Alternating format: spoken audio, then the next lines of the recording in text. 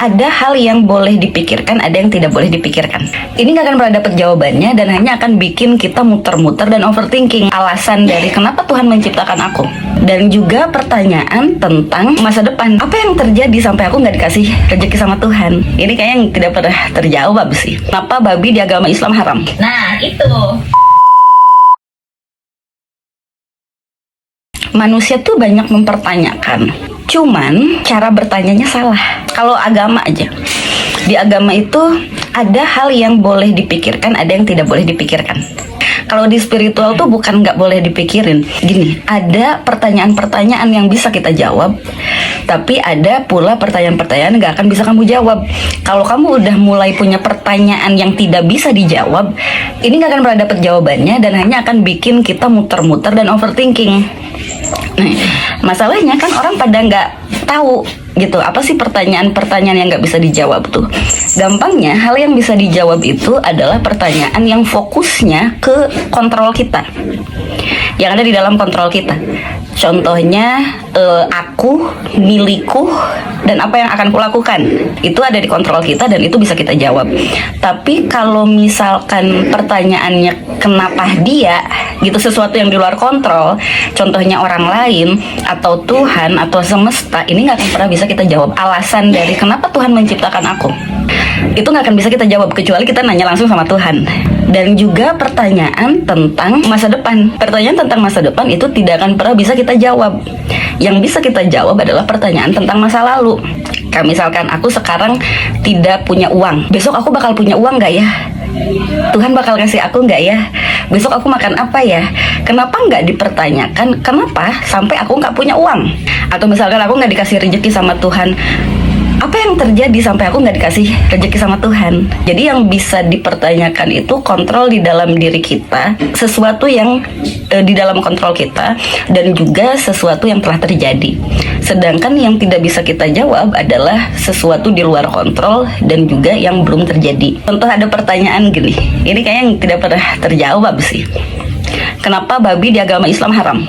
Aku pernah dapat penjelasan dari sisi ekologi. Jadi dibilang gini, babi itu buat ngerawatnya itu tuh butuh air yang sangat banyak. Ya, dia bisa makan apa aja, tapi dia butuh air yang besar. Sedangkan ini Nabi kan turunnya kan padang pasir. Secara ekologis di sana tuh airnya sedikit. Jadi kalau misalnya secara ekologis di padang pasir itu melihara babi untuk dijadikan makanan, malah bunuh diri sebenarnya. Jadi makanya ada orang dari orang Jawa Hayati lah yang belajar kayak gitu-gitu tuh, dia bilang, ya kalau misalnya di Islam itu dijadikan larangan, ya sebenarnya untuk menyelamatkan si orang yang dulu tinggalnya di situ gitu. Kayak ya udah, lu coba aja di padang pasir nggak ada babi, udah mati gitu. Elunya mati, babinya mati. Tapi kalau di Indonesia nih, sekarang kan kita banyak air. Berarti boleh dong makan babi. Nah itu, jadi orang tuh jadi kayak, berarti kalau misalnya di tempat yang banyak air nggak apa-apa dong. Ya harusnya kalau misalnya ini kan, makanya aku bilang itu kan bukan jawaban dari sisi agama, ini jadi sisi ekologinya ya. Kalau dari secara ekologi itu masuk akal. Tapi dia bilang juga, ya kalau misalnya nabinya turun di Indonesia, mungkin larangannya bukan itu. Nah, ini kan jadi menarik ya. Buat aku pada akhirnya agama ini harusnya mencakup semua pengetahuan, entah ekologi, biologi, apapun itulah, fisika dan lain sebagainya. Karena kan yang menciptakan ilmu-ilmu itu juga Tuhan kan. Aku banyak mendengar juga tahu dari sisi ekologi yang Kak Putri barusan bilang. Terus dari sisi kesehatan ada cacing pitanya. Maksudnya pada akhirnya orang mikirnya, kan kalau kayak gitu ya kita rawat dengan baik aja. Sekarang kan pada dipelihara dan lain sebagainya, jadi harusnya bersih, tidak ada cacing pita. Lalu ada yang bilang juga karena babi itu bisa makan apapun termasuk juga kotoran. Maksudnya gini, ini dari sisi kelayakan lah. Apakah kita bisa makan kotoran?